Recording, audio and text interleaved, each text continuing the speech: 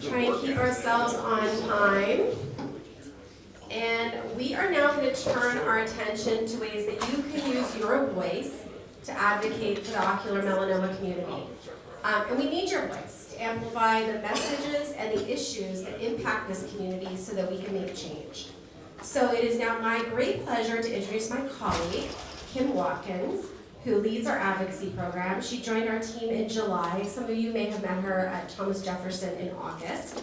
Prior to her tenure at the MRF, she served as the Policy and Advocacy Manager at the American Urological Association, harnessing the power of patients and physicians advocating together on behalf of urologic conditions such as prostate, kidney, and bladder cancers. In addition, Kim has been a strong advocate for children's health through her work with the South Carolina Immunization Coalition, the Bradshaw Institute for Community and Child Health and Advocacy, and as the founder of the parent-to-parent peer-led education group, South Carolina Parents for Vaccines. So we are very thrilled to have Kim as a member of our team and leading our advocacy work, and I'm going to turn it over to her right now.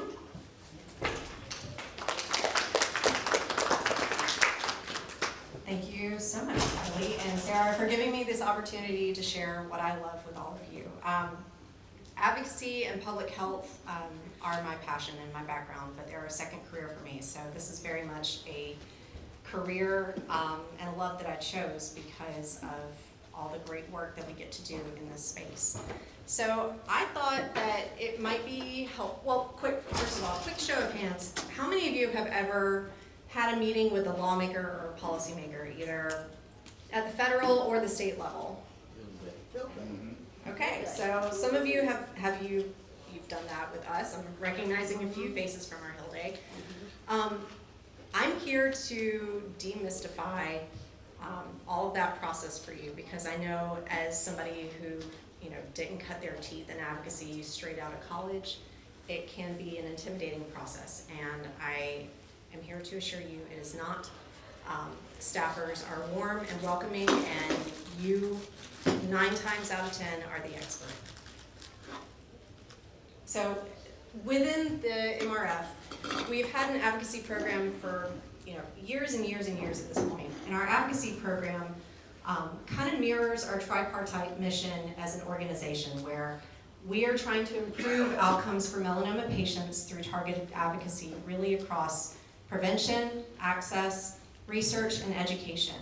Advocacy is often conflated with awareness in terms of, it's often used as a synonym for education. Advocacy in our program, as a program, is more about educating our advocates, empowering our advocates to become effective advocates, not necessarily to educate patients themselves about the disease. This is to educate lawmakers about the disease, educate policymakers about what those issues are in the community.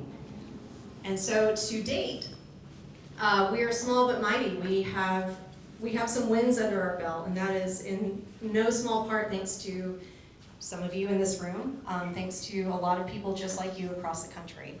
So to date, we have secured $40 million in dedicated funding to melanoma research as part of the Defense Appropriations Bill. We have passed no copay legislation in Illinois, and it is currently, there's a bill, 2 bills actually right now in Florida, and that's no copay for skin cancer screenings. So it would remove an important barrier, or a big barrier to accessing skin cancer screenings for people in the state of Florida. We have managed to get the inclusion of rare subtypes into the melanoma research program. That's part of that defense bill, and I'll elaborate on all of that in just a minute.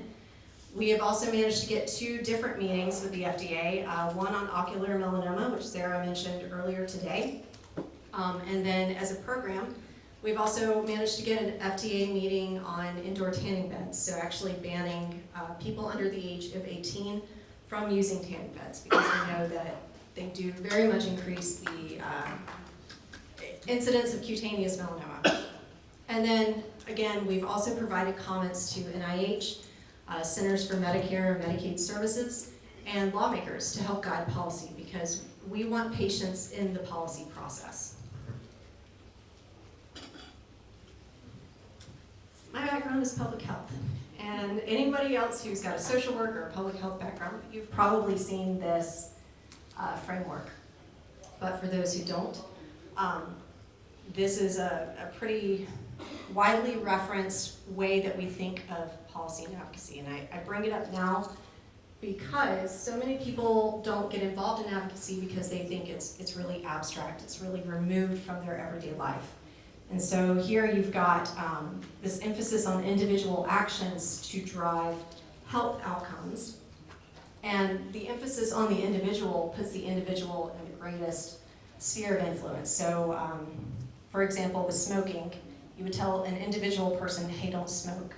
And then you would tell their friends and family, hey, tell your loved ones not to smoke. And then you would have a smoke-free workplace or school. Your community would have a culture of, I guess, disdaining cigarette use. And then maybe at the very most outermost layer, you would have something like tobacco 21 legislation.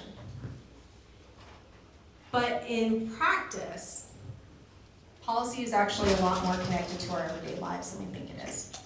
Policy sets the environment and the foundations through which we can achieve that health. It is really, really hard as patients to have those best outcomes when we have a rotten foundation to begin with. And so that's where advocacy as an entity and as a focus for the MRF really comes in. So kind of deep diving a little bit on how we put all of this into practice to benefit our patients and ways that specifically benefit the OM community. When we talk about prevention, it's getting and advocating for prevention as a focus within the melanoma research program. The MRP, Melanoma Research Program, it's part of the Defense Appropriations Bill. So every year when Congress decides which programs are going to be funded and at which amounts, that's called appropriations. And there is a program that started in the early 90s called the Congressionally Directed Medical Research Program. The idea was that it would fund research for diseases and conditions that affect the warfighter community. So diseases and conditions that warfighters and people who work and live on military bases are at an increased risk of because of their service. So it's as a program been in place for about 30 years at this point. I still think 30 years ago was in the 70s, but that's beside the point. So it's been around for a while. And melanoma initially started in this big bucket of money, with lots of other cancers and other health conditions. And eventually, our advocates were successful in getting a designated line item. So money that is just for melanoma. And then we went harder. We asked for more money and we got it. And we asked for more money and we got it again because we could prove that we had interest from the scientific community in studying this disease. And then we pushed harder. We got our line item up to 40 million. And now there's a focus on prevention, and not just prevention of cutaneous melanoma, but prevention of metastases, prevention of, how we define that is, I think, a lot more abstract at this point. But we have successfully advocated for a $2 million designated funding stream for rare melanomas. And there's this focus on understanding the disease prevention and identifying risk factors and surveillance needs, but also preventing recurrence and metastases as well.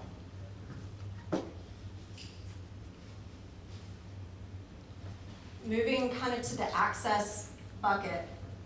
And if you participated in our Hill Day this year, as a few of you in this room have, you went to the Hill and you talked to your lawmakers about telehealth. So telehealth for us, it kind of cuts across melanoma subtypes, right? There's utility for our cutaneous patients, there's utility for our ocular and rare and pediatric patients as well. So we have urged Congress to make permanent some of the telehealth flexibilities that have come out of the pandemic. So things like being able to take a telehealth appointment from your home, being able to have a telehealth appointment if you don't live in an area that's designated as rural, for example.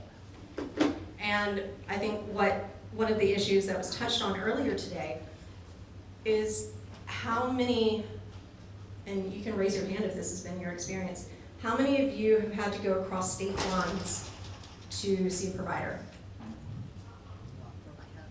Yeah.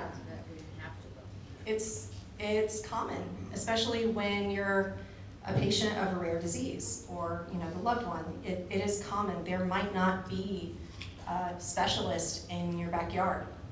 You might have to cross the state border. Well, prior to the pandemic, if you needed to access a provider who did not have a license in your state, you were kind of SOL. The pandemic opened a lot of doors to providing care across state lines. And so when we view this issue through the lens of health equity, which is where our focus should always be, we've really recognized this as an issue that touches our rare patients a whole lot. And it's something that we really need to be at the forefront of shaping policy so that we can ensure patients have been receiving telehealth care across state lines for 3 years now. And we want to make sure that they have continued access. We've also joined the advisory board for the Alliance for Connected Care to better position patients in telehealth policy decisions. So we, as a patient organization, we have a seat at the table in actually writing that policy.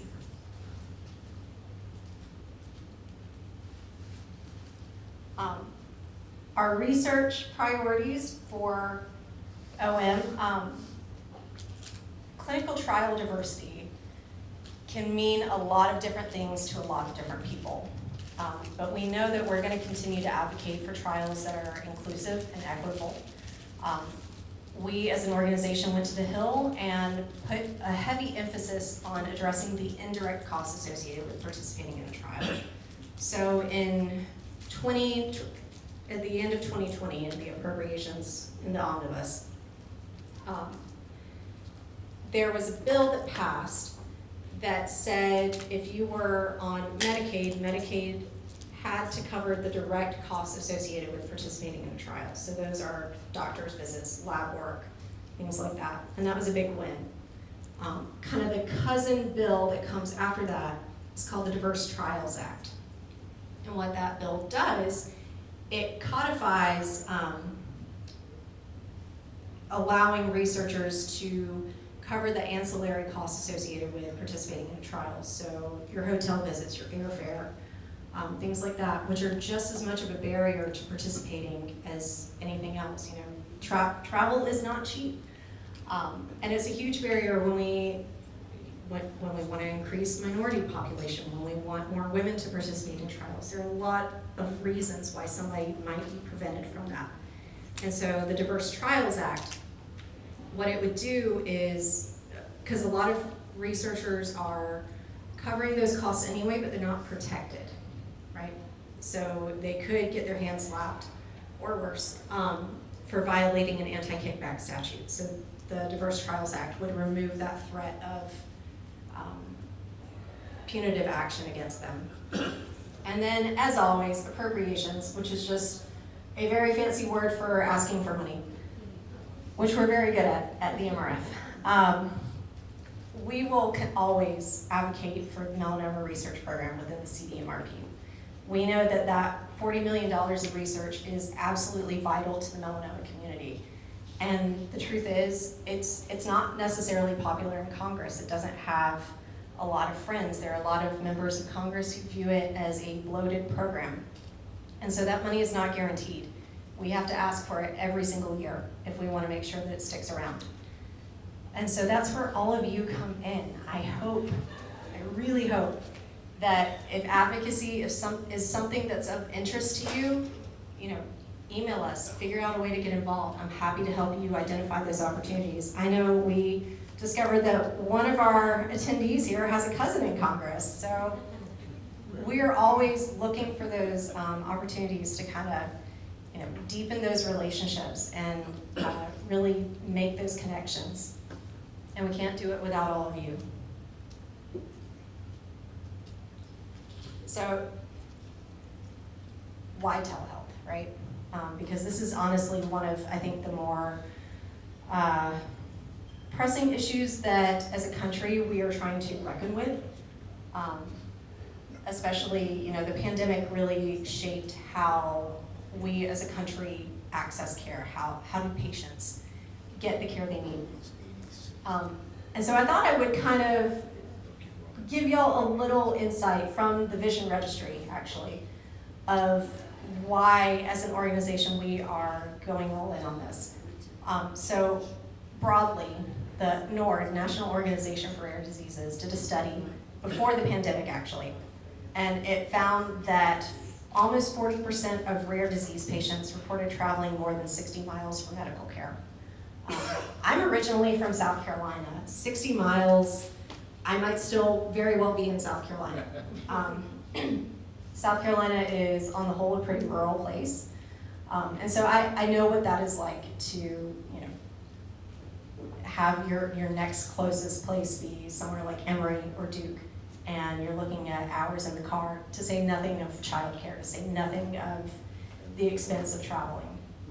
So when we're talking about OM patients specifically in the Vision Registry, we found that 40% of OM patients traveled over 50 miles to receive an official OM diagnosis. 60% of OM patients traveled over 50 miles to receive treatment. And this one's the kicker to me. 50% of OM patients traveled over 500 miles to receive treatment for metastatic disease. If you're an OM patient in Iowa, where do you go?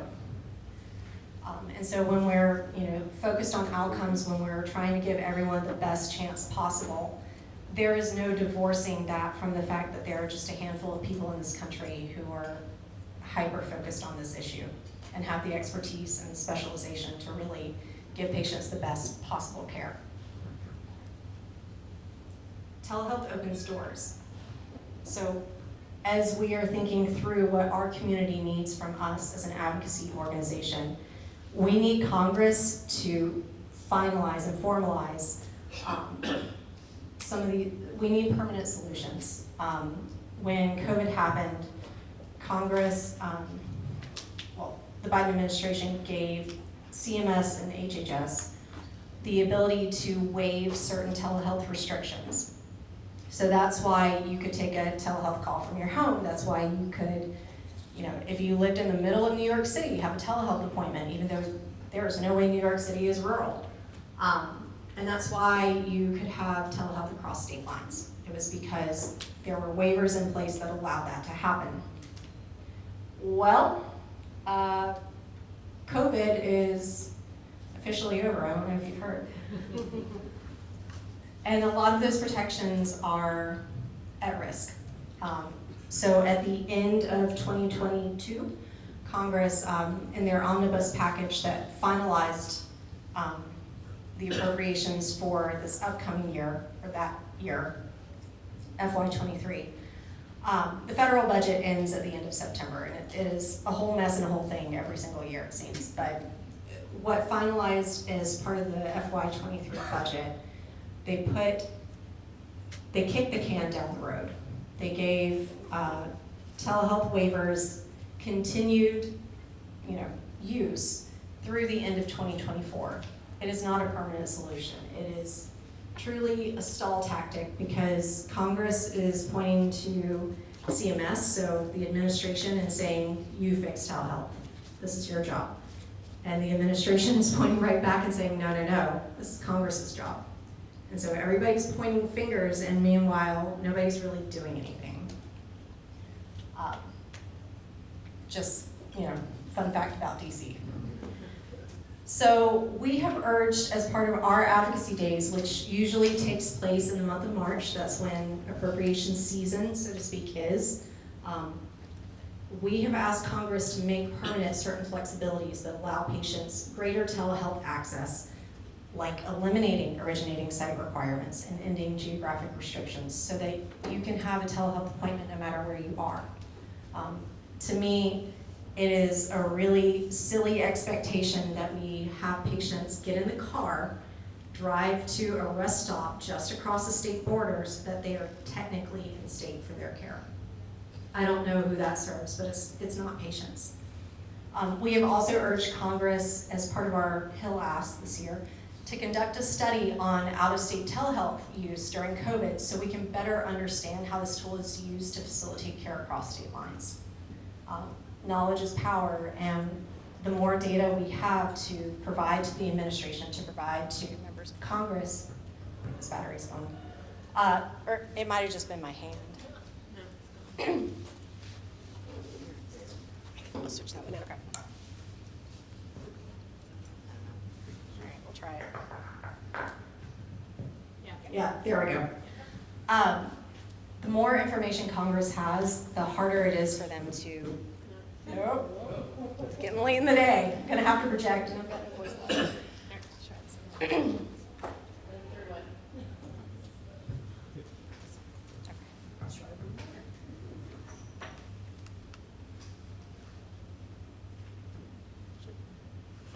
I just turned it on.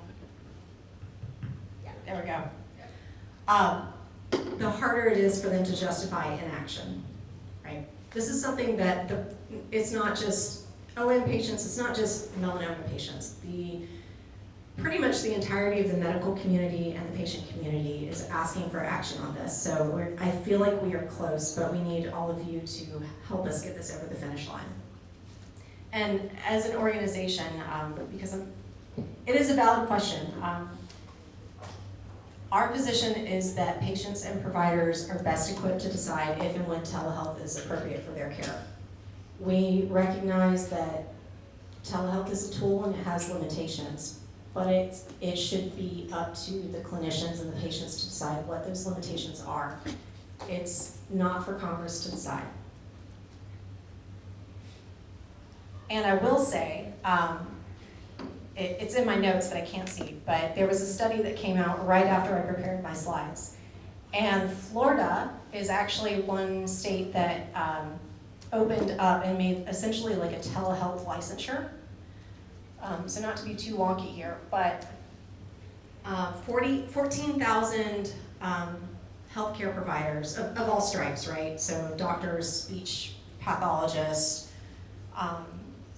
occupational therapists, all kinds of healthcare providers registered to provide telehealth in the state of Florida.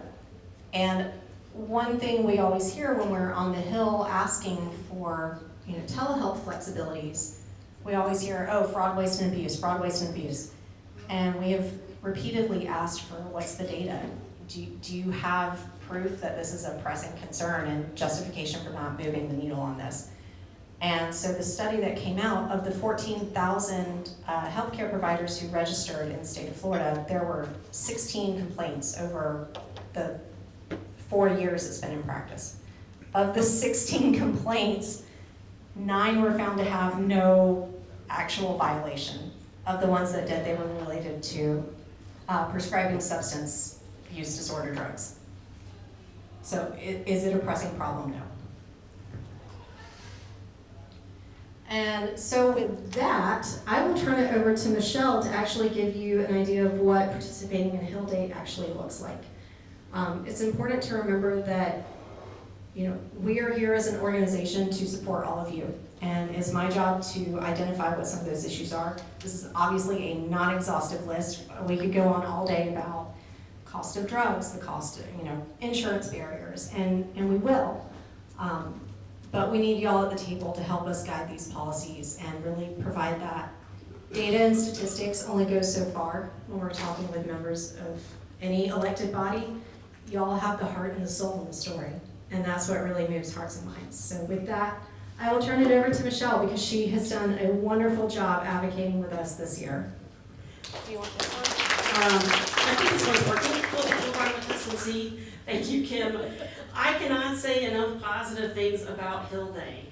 This year was my 5th time attending, and I have to say that the very first one that I was at happened to be the first time I came across another OM patient in person. I had not encountered anybody outside of the world of Facebook, and that in itself was amazing to me. So that clinched to me I'm in the right place. And it can be daunting to travel to DC and meeting with members of Congress. And already I will tell you, the vast majority of the time you're meeting with a staff member. So that already makes it a lot less intimidating. Sometimes you're lucky enough to have the actual member. Most of the time it's a young staffer. There are tons of meetings that they have, and that just already, okay, I'm relaxing, I'm not talking to someone that I possibly have seen given news interviews or anything like that, so I can take it down a notch. And the MRF does a fabulous job at giving you the tools that you need to be successful.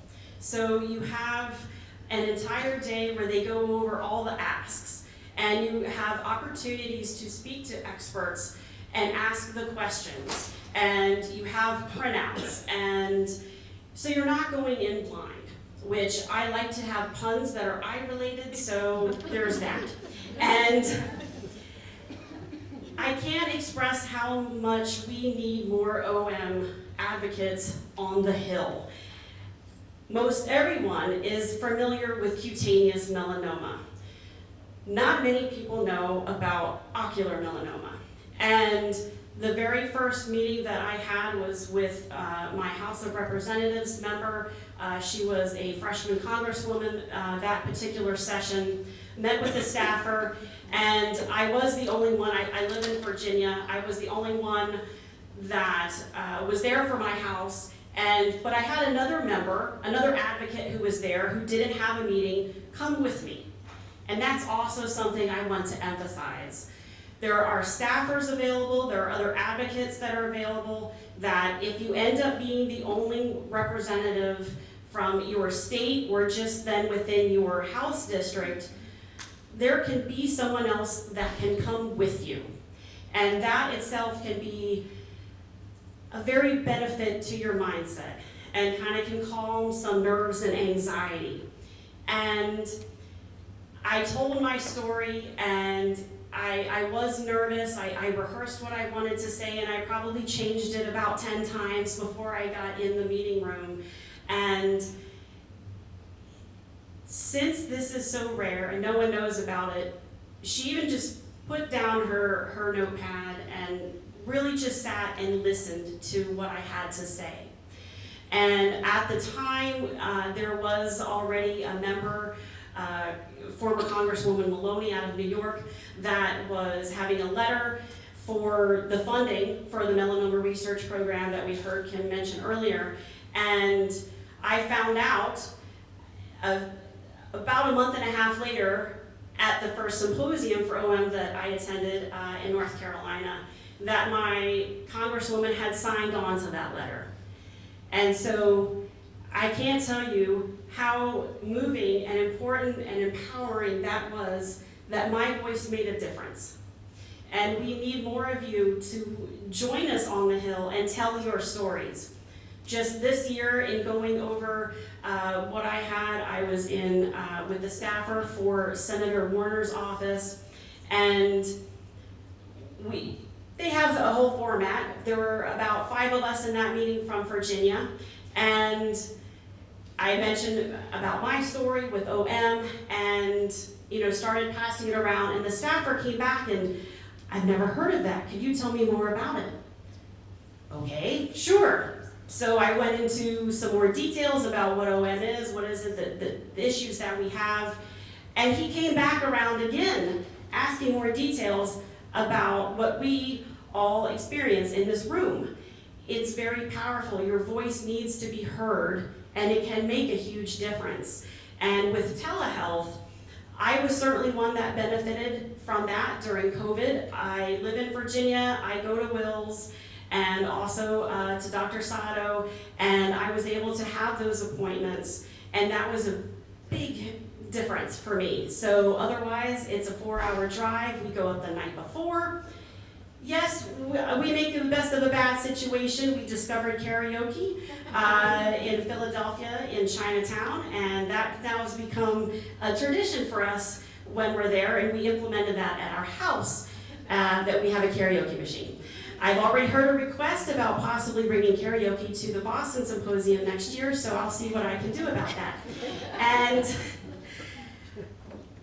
But now that the provisions are ending, and I believe also Thomas Jefferson has now made a new provision where if the provider is not licensed in that state, you can't have the telehealth. So now I'm SOL as far as that term. So it is vastly important, and with just those statistics and talking with several people at my table and around, we all know what it's like to have to travel. And having that, if it's just a follow-up appointment, that's a benefit than having to drive or fly somewhere else.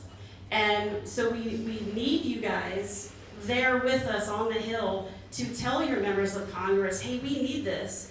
This is what we deserve. This helps better our lives. It helps our loved ones' lives. And we need your help. And the more of us that are there, the more that they hear that this is actual a need. And we are more powerful than we know. And if anyone has any other questions that I can answer about specific experiences, I'd be more than happy to share. I am just so passionate about this advocacy work and what MRF has done. And it's so important for all of us. And I want to see you guys there next year with us.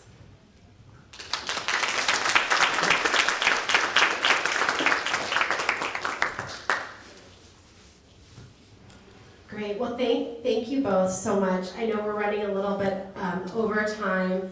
Can I ask a quick question? Yeah, we can take like 2 questions, and then Kim and obviously Michelle will be here for dinner as well. I just have a quick question for you guys, and Michelle, thank you so much for all the work that you do. And just because we have different roles represented in the room, Kim or Michelle, can one of you just speak to what those of us who are not patients can do? So caregivers, people who've lost loved ones, clinicians, researchers, and how sort of different people can get involved with advocacy. Very good question. There is a phenomenon that is called white coat advocacy, and it is super powerful. If you're a healthcare provider, put that white coat on and march to the Hill, because that gives you authority, that gives you credibility.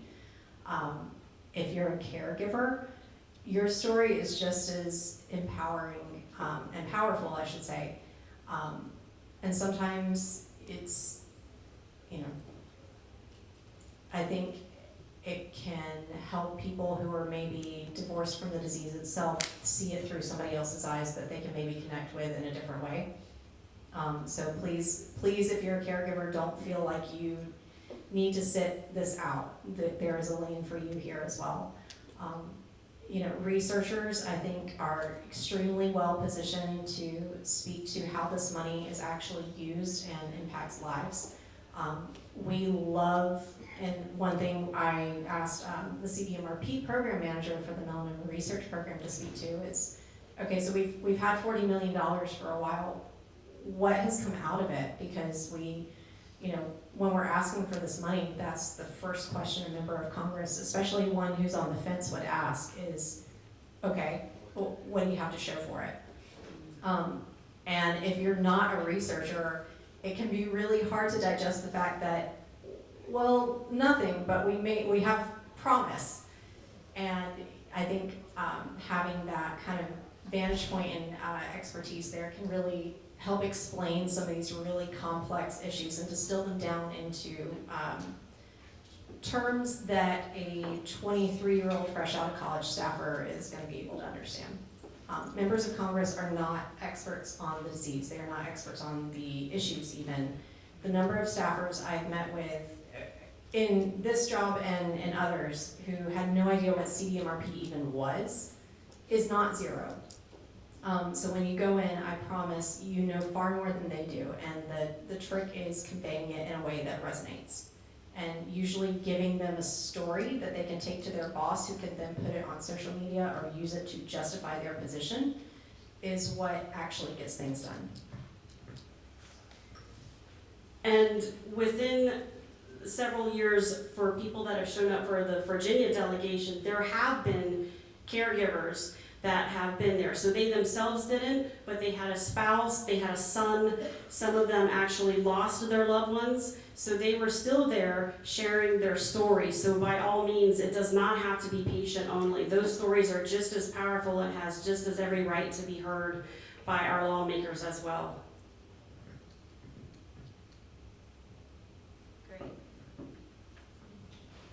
And this year we had 14 states represented. We would like all 50 states represented. We would love everyone to get involved.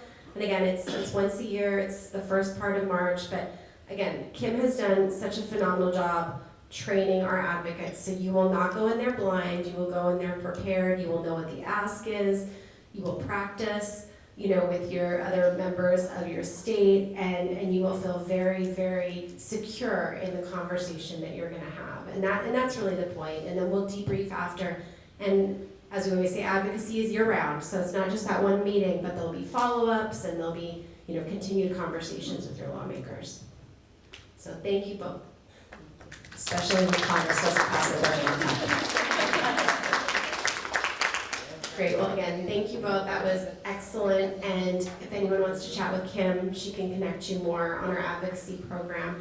I'm gonna actually turn it back over to Michelle now. She's gonna lead us in a couple activities before we break for dinner.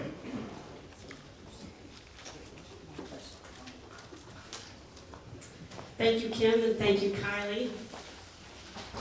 All right, so now that we're all fired up, and we're going to shift gears a little bit. And my name's Michelle Felux. I was diagnosed in March of 2018. I just passed my 5-year mark, and I'm currently NED.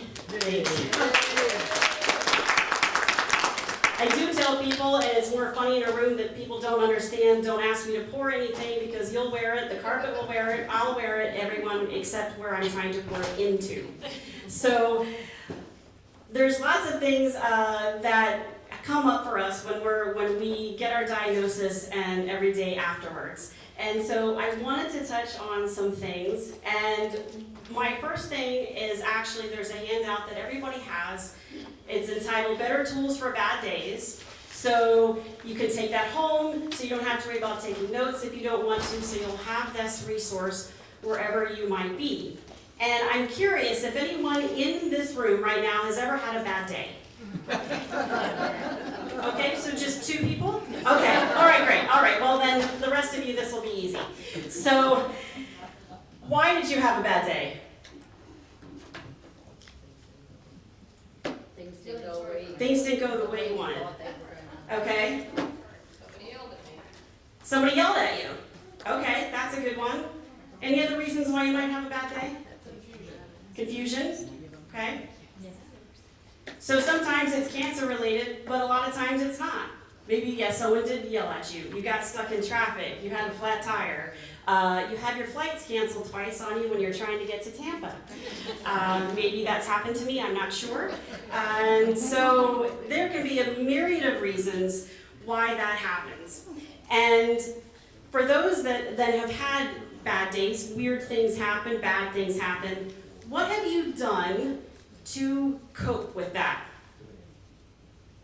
Ate chocolate. Ate chocolate. I love that. Drink wine. Drink wine. Wine and chocolate maybe. That sounds good. Go outside for a walk. That's excellent. I love that.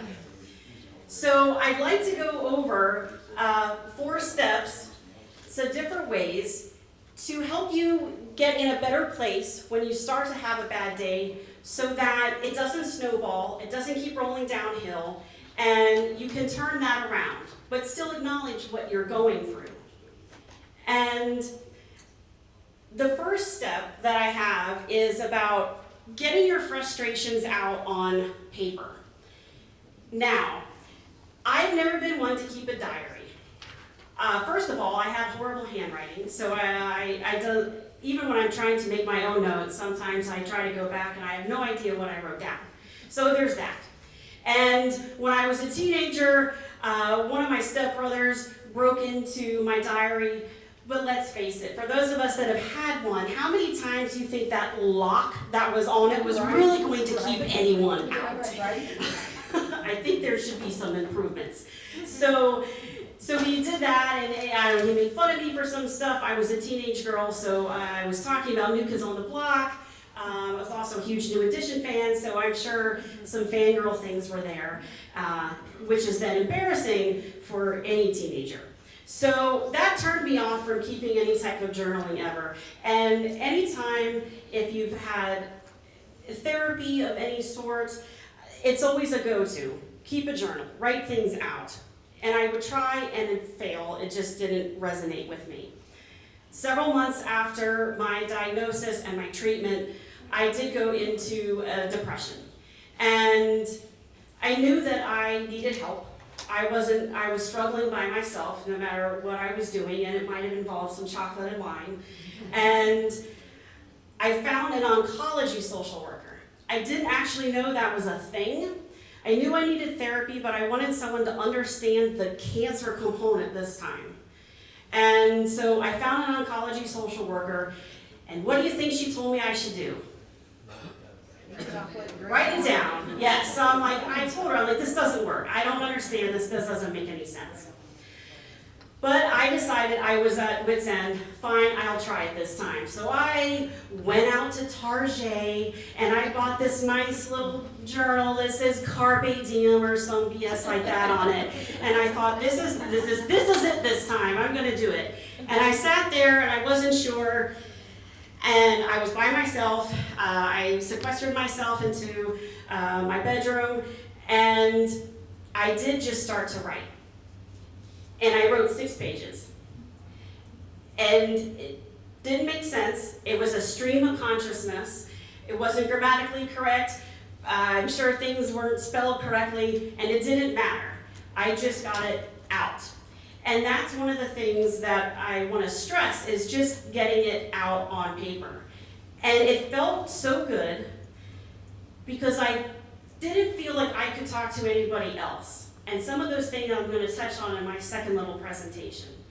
And one of the things I want to emphasize is when you are writing this out, there's no need to reread. I have not once, 5 years later, gone into anything and reread what I wrote. That was a way for me to just get the energy out of my head so I can continue on with my day, and if I need to go back to it, that was great, but I've never reread anything. The other thing I'd like to emphasize is that the journal won't judge you. The journal doesn't care what you wrote. The journal isn't going to post on Facebook, oh, did you see what Michelle just wrote? It doesn't matter. It won't care what you have to say. Because there are some dark things that I wrote in that journal, and that's okay. And if you're not sure about what you want to write, if the stream of consciousness isn't working for you, I do list some prompts here on the paper just to help get some things going if it feels good. Who do you have to put on a happy face for? Where do you have resentments around what's coming up for you? What's something that you're afraid to tell others? What's something you're afraid to admit to yourself or others? Because that's just as important too. And if those prompts don't feel good, that's fine, just throw it out and do whatever feels good for you. The second step, after you've gotten all that out, is to come back into the present moment. And sit with yourself and notice, where do you feel that energy in your body? What might that energy want to tell you? Maybe when you start getting worked up because you've got a scan coming up, that you notice then you always start feeling really tight in the side of your neck. Or maybe your low back starts to flare up. So it's just noticing what's going on in your body. The next step is to set a timer for 10 minutes. Now, having said that, I realize that when in the heat of the moment, when these things happen, you might not have the opportunity to sit down and do these steps and set a timer and write all this out, and I get it and I understand, and that is fine. When you have a moment to be able to do that, then allow yourself. Maybe that's later at the end of the day, depending on your schedule, kids, pets, spouses, friends, social, work, all sorts of things, and that's fine. When you do have a moment by yourself, or maybe it's going out on a walk, set a 10-minute timer and just feel everything that comes up. Good, bad, angry, sad, depressed, it doesn't matter. You are allowed to feel all the feels. Having ocular melanoma is not puppies, rainbows, and unicorns every day of the year, and that is okay. I'm going to wave an imaginary magic wand and give you all permission that you are allowed to feel everything that pops up for you. It is okay to not be okay. And maybe it's going for a walk, somewhere in the house, maybe it's just somewhere outside. Set that 10 minutes and just let whatever comes up for you. And then the final step is when that timer goes off, just come back into the present and do some box breathing, which I'm going to go over with you guys. And that's a way to just reset yourself, ground yourself from the emotions that came up, so then you can get through the rest of your day. So the box breathing is all done on a count of 4. Hence why then it's called box breathing. There's other different names for it, call it what you will. So it's all counts of 4. Inhaling for 4, holding that breath for 4, exhaling for 4, and then pausing for 4.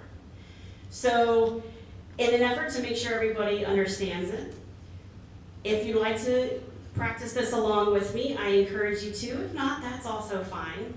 So if you're comfortable doing that, just kind of sit comfy in your chair, whatever feels good for you. If you want to close your eyes, please feel free to do so. Or in some cases, what I could do is just close my good eye and then I can't see anything anyway. It's almost the same thing. So, when you're ready, I'd like you to take a nice, slow inhale for a count of 4, and then holding that breath for 4, and a nice, slow exhale for 4, and then pausing for 4. We're going to do that again with a nice inhale, holding that breath for 4, a nice exhale, pausing for 4, and then one last time, nice slow inhale, holding, exhaling. And you can return to normal breathing. If you want to do some more breaths of that, that's great. And then whenever you feel ready, you can just flutter your eyes open. How's everyone feeling? Dizzy. Dizzy? Oh no, we don't want you to be dizzy.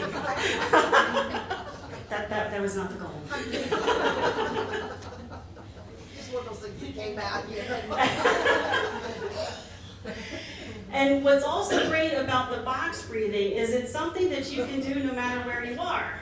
And no one has to know that you're trying to do anything. So when you're in your doctor's office, you're waiting that scan, you're waiting your result, when you're sitting in traffic, during a commercial even, you can go ahead and just do those breaths, get yourself recentered and grounded, and then you can move on with the rest of your day. Does anyone have any questions or anything that came up for them during any of this?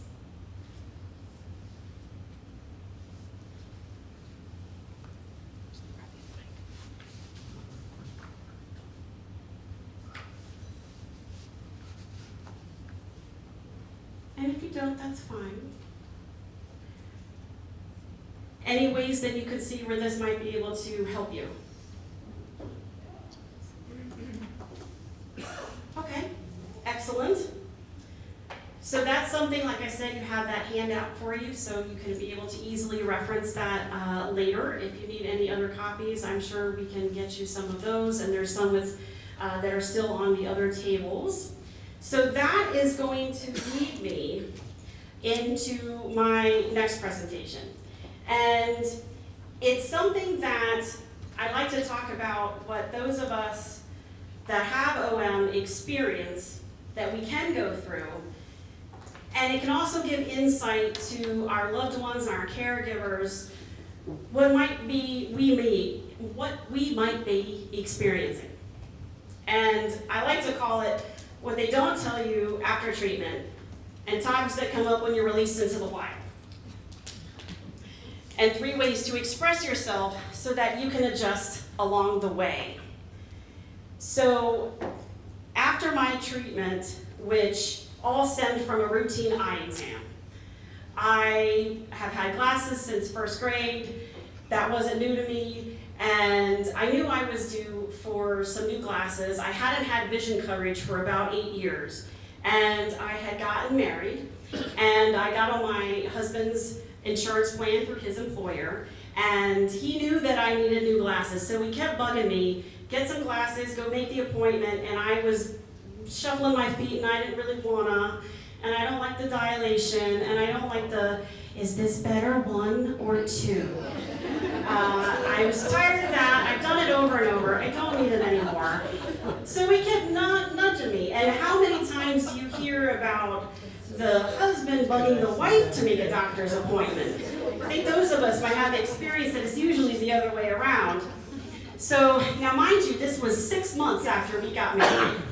And so finally made the appointment with a local optometrist, and he was a very eccentric fellow, and it made it for an interesting experience. And he saved the looking at the dilation for the very end, and before he starts, he's telling me about I'm at high risk for retinal detachment. I haven't verified that, so I don't know. And because of my bad nearsightedness, and so I shouldn't go skydiving. And I said, well, that's unfortunate because now that's ruined my social calendar. I've never gone skydiving. However, from bingo last night, I know that there's at least one person here that has.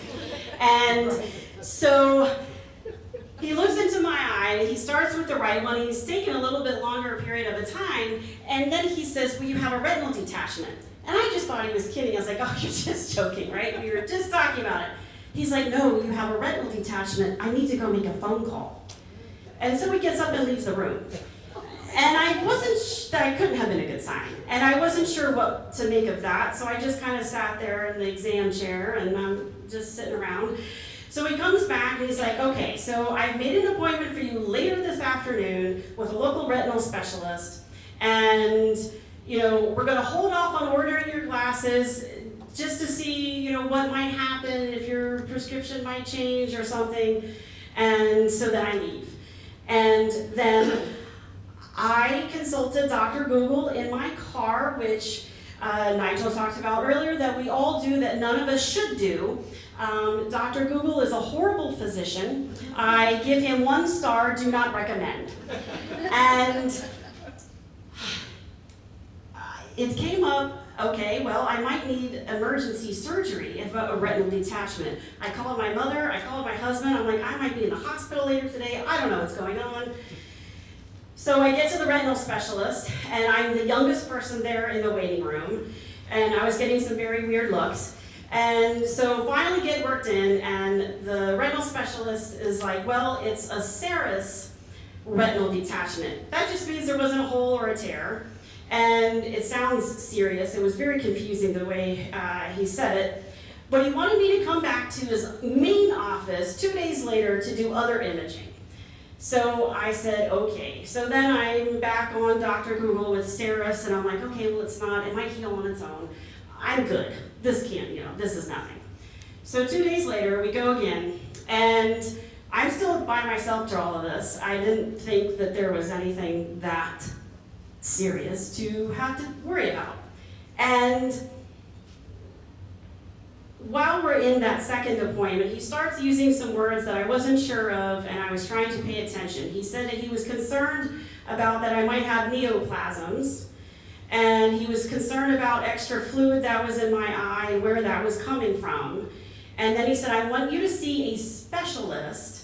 And he said, I'm going to write on your referral paper. It's going to look really bad. It's worse than it is, but I'm just trying to hope to expedite things. So all of this, I'm like, okay, so I leave, and on the piece of paper it says right choroidal mass. That didn't seem like that was a good thing to have happen. I didn't like the word mass, that was very scary. And they said the specialist's office wasn't answering, they'll get back to me about that. So I go into my car, I pull up the specialist's name and find out it's an ocular oncologist. No one had used the C word at this point, so I start really going into panic mode. And that night, it was a Thursday night, I stayed up all night on Dr. Google, and I read every paper and everything that I could find about melanoma and right choroidal mass and all sorts of papers, and I worked myself up into quite the frenzy. I had work the next day. The doctor's office calls, and they're like, well, we can't get you in for 5 weeks. And I'm like, this is not gonna happen. And then what they realized, they told me later they made a mistake. The imaging department called, well, we need to schedule you for an MRI for your abdomen and your pelvis, your lungs, and I'm like, I'm sorry, what now? Is this now spread already? I didn't know what to make of it. This was like a horrible waking nightmare. My husband ends up calling the retinal specialist office and like, you need to tell me what's going on because my wife is going crazy. And the doctor calls me, and then that's where melanoma was mentioned for the first time. Worst case scenario, but if it is, I'm pretty sure that it's not outside of the eye. Okay, and then I'm like, well, I can't wait 5 weeks. That's how I got to Wills, because they saw me 10 days later. That's when I got my official diagnosis, March 5th in 2018. 10 days after that is when I had plaque. All because I needed glasses. So that was something, and only 6 months after I got married.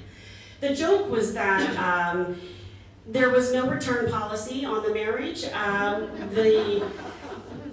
It was a sold as is, there's no warranty, sorry, this is the way it goes. So, yay for us newlyweds. What? It's very, yes, that was put to the test very early on. So, like I mentioned before, I had then gone into a depression and was dealing with that, and then all of these things that started to come up for me that nobody had told me about after the flurry of diagnosis and treatment right away. And I found that there are a lot of common denominators, not only with us, with OM, but with cancer community at large, and I wanted to touch on some of those, and then mention some ways to help express yourself. Because some of these that do come up start to cause us to censor ourselves. And like I mentioned earlier, your voice is powerful and you shouldn't have to feel like you have to hide. One of the things that comes up is feeling like you're a financial burden. So now you've got all these extra doctor appointments. Now you've got travel expenses because why do we need telehealth? We have to travel. A lot of times out of state, but even if we're in our own state, that can still not be that far. I've lived in various parts of Florida, and it's a big state. And sometimes then your premiums and your insurance will go up because you need more coverage, because now you have all of these MRIs and CTs and ultrasounds. And then you have to take time off work for appointments. Myself, I'm self-employed, so if I'm not working, money's not coming in. That can all be a complicated thing. And so now I feel like I'm costing my family more money. And it wasn't my fault, but that's just how it happened. And I'm curious, has anybody here ever felt like they've been a financial burden? Okay. And that's also what I'm hoping to, and I know that some people might not feel like they can raise their hand if their loved one is sitting next to them. But this is also something to indicate that we aren't alone, because isolation is something that can happen so much to us. Another way is feeling like you're an emotional burden. Well, now my family has to do all of these extra things because I've got this cancer and now I can't see, or now I just had treatment and I need help around the house, and I don't want to let them know what I'm really feeling because they're going through so much and I don't want to make them feel bad. Or I'm out with friends and I don't want to be the Debbie Downer of the group. I don't know if anyone is familiar with that sketch from SNL. But you know, cancer is usually a buzzkill. And I like to change that actually. We can laugh. And that's one of the things I'll touch on is an outlet to be able to cope. So it is difficult. So then we start just keeping everything inside instead of sharing it with people. And I don't know about you, but usually that doesn't end well eventually. Another thing is touching also then there's a physical burden because of the travel that happens with these appointments, with needing help when we're undergoing treatments. And that then can also feel, well, my caregiver is already going through so much, and now I'm just making them do even more. Scanxiety. Didn't know that was a thing before. And I've had scans for other things, but I sure didn't know that this was going to be something that was going to cause a whole ball of wax in and of itself. So, and a lot of times our loved ones don't necessarily understand that. I do feel that scanxiety is a little more commonly discussed than some of these other items. Has anyone here who is a patient not have scanxiety? Excellent. I don't, because I'm a retired nurse, so I know what to expect. Okay. And to me, it's not a big deal. I'm not claustrophobic. It doesn't bother me at all. Excellent. No, and I'm glad you shared that. No, and I'm glad that you don't experience that. That's great. And if that's something that you have other tips for us to be able to use, then you know, please feel free to share those as well. And yes, you don't? Okay. I think it's a privilege to have, go get a scan. I mean, That's an excellent most point. people in the world can't do that. You know, most people would be gone by now because they never knew what was going on. So I go in there and put on the music that I like, and all the people know me. And, you know, I'm not gonna tell you that I go in there joyous or anything like that. It's just a privilege when you look around you. Most people can't do that. No, I'm glad you shared that. They come a blind optimist. No, but I'm glad that is a very valid point. That it is a privilege to be able to have those scans. Absolutely, thank you. I think that's an amazing point, and I wish I had that perspective too, and I just wanted to say as a caregiver, I always had scanxiety. Well, yeah. So, I didn't say my wife. Absolutely. I just wanted to highlight from the caregiver perspective. Yeah, from the caregiver perspective, we also have that range of emotions, just to chime in. No, and I appreciate that too from that perspective as well. So, you know, that could be something, and even if, so something new happens, a new pain happens, a new flash, a new floater, is the cancer back? Is it a different cancer? Well, a lot of what I've struggled with at times is I know now my body can grow cancer. What else could it grow? What other types of cancer could it grow? Then all of a sudden I want every preventative absolute test I could possibly get, much to the demise and unfavorable opinion of my husband, but I just want everything that I can possibly have done to make sure that it's not elsewhere. And another thing that we touched on many times is the isolation. So I think that is also something that is more discussed. It's not, it's more normalized than some of these other items. Having something that's rare that no one's ever heard of. I'm curious how many people here have had to educate their medical professionals what OM is. Oh, yeah. Way before Dr. Sato, absolutely. Yeah. Okay? And how does that make you feel? Sucks? I could use some other words, but I'm trying to be in polite company. Yeah. They're stupid. Like they're stupid? Yeah. Yeah. That is something that not a lot of other people have to deal with, so that even makes you feel more isolated. And trying to explain to friends, family members what this is, it's hard to find support groups. I'm very happy that online helps, but I'm someone that I like in person. And when and all of this happened to me initially before COVID, when I was trying to find a support group, I certainly didn't find one for OM.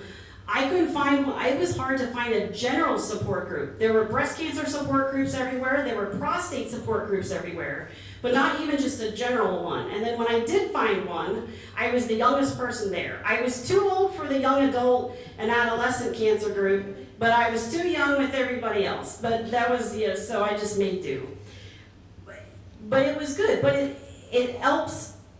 It adds to those feelings of being isolated when you're trying to reach out for support, there's not a lot of it there. And I think another thing is there's a lot of other cancers that get a lot more awareness than we do. A lot of campaigns by a lot of corporations, that's a whole other ball of wax on if they're actually raising the money that they say that they're doing, but we don't have that. So that can also just lend to it. The last thing that I want to touch on is toxic positivity. I am a true believer that you are allowed to feel whatever you want to feel. If you want to be mad, if you want to be sad, if you want to be angry, that is fine. If you're a positive person, that's great. I'm not saying that you can't be positive. What I'm saying is that it's okay if you're not. And again, like I mentioned, it's okay to not be okay. And I know some of us, you get the, oh, you're so brave and you're so strong. What other choice did I have? I guess ignore what was going on. Okay, I don't feel like I did anything that heroic. I went to doctor's appointments. I did what they said I should do. And so that's hard. Just think positive. Be positive. You need to fight the good fight. So for those people then that lose that fight, it's because they weren't positive enough, they didn't fight hard enough, they didn't want it bad enough. That doesn't land with me, and I think that's something that isn't always generally discussed. At least you don't look sick. That comes out. It could be worse. Well, at least. I'm sorry? You don't look like you have cancer. You don't look like you have cancer. Yep, I've gotten that. Well, you didn't lose your hair. Or bump into somebody. I'm sorry? Bump into somebody at the grocery store or because you can't see. Don't get on Oh, the sure. Yeah. Bumping into people. I have had that where someone said, well, I didn't look sick. Now, as a disclaimer for that, it was my husband's ex-wife, so I don't really take what she has to say very much. So I just let that slide away. And I also, though, I had a family member, so I'm also a licensed massage therapist, and I had a family member who was also a massage therapist tell me, well, there are some times when I'm in a session and I can just close my eyes and I can do the session on my client and I don't even have to see. I'm happy for you, however, you can open your eyes and then everything is fine. You're not pouring things on the floor or bumping into people. Okay, thanks. So there's a lot of things that are out there that we go through, and some of it is not normalized and talked about enough. So, what can we do when that stuff happens to us? The first one, I've already mentioned it before, actually is journaling. And I've become a convert of it. So I won't belabor that point, but so that's one. Another one, it can be engaging your senses. So that can just be a tactile thing. So tapping your fingertips. If you want to, take a walk outside, so taking in that fresh air. That can backfire though if you have allergies and asthma. So take that into consideration. Maybe take your inhaler with you or take a Zyrtec beforehand. And so that can be something, just in engaging that senses, bringing yourself back into your body. That can help from getting out of the swirliness and being like a squirrel running around in your head, back down and helping to get centered. The last thing is to do what brings you joy. So I'd like you to bear with me and close your eyes again if you're trusting that.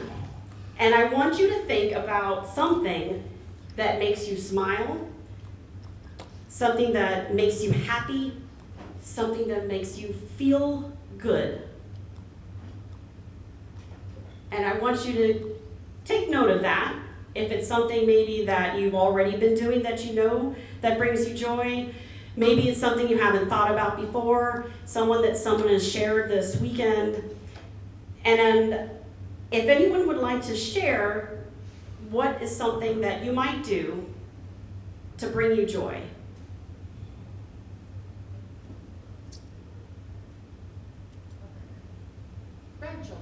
Grandchildren. They don't judge. They don't judge. So maybe being able to visit them or talk to them? Okay.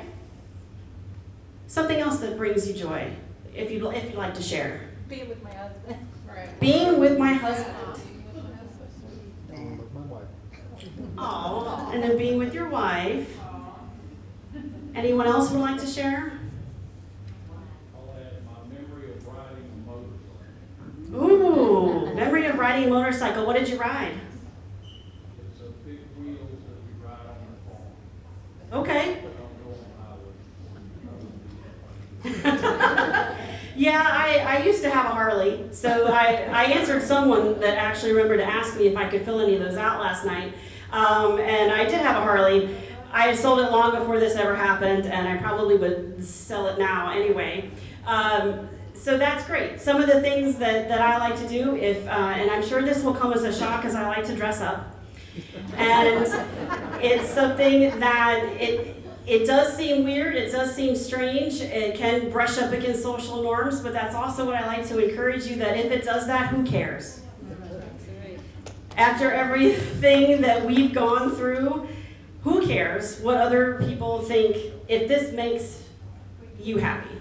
So I dress up like this to go downtown. I live in a small town called Culpeper in Central Virginia. And I will just go, I live in the town, and so I can walk there, and I will dress like this, and I don't care. I also dress like a pirate. And I don't need a Ren Fair for me to dress like that sometimes. And it's something that when I was choosing a dress to wear today, I wanted to do a vintage look. I like vintage 50s. I know this is not exactly correct, but I like to play with that. Because of the pirates, this dress actually has a skull and crossbone motif throughout. And when I was packing this on Wednesday night, it dawned on me initially, like, maybe I shouldn't do a skull and crossbone for this if 50 of us might. And then at that point, I didn't have anything else to wear and that was clean, and I don't want to offend anyone, so I was like, well, we'll just do it anyway and see what happens. So using humor is also something, even if it's on the dark side. There's some Instagram accounts. One is called Snarky Cancer. They do a lot of macabre things, and there are thousands of people that like these. So that's something that using humor and making me laugh does it as well. So anybody else have anything else that they want to share, or maybe something that they might want to start to do? I'm sorry? I do, I'll share. Yes. Going to my house in North Carolina in the mountains, getting in my Jeep and putting the top down. Okay. I just thought of it. Excellent. Okay, so using your Jeep. Driving With the through top down. mountains with Driving the through the top mountains. down. Awesome. Excellent. And that wraps up my presentations. I really, though, want to thank everyone for being here. Having this community and engaging with all of you is what helps to make these symposiums so powerful. And I want to appreciate every one of you that has taken time out of your schedules to come here. I also want to thank Sarah and Kylie and the MRF for allowing me this opportunity to share this with all of you. And I'll still be around if anyone has questions. And I hope everyone enjoys the rest of the weekend. Thank you.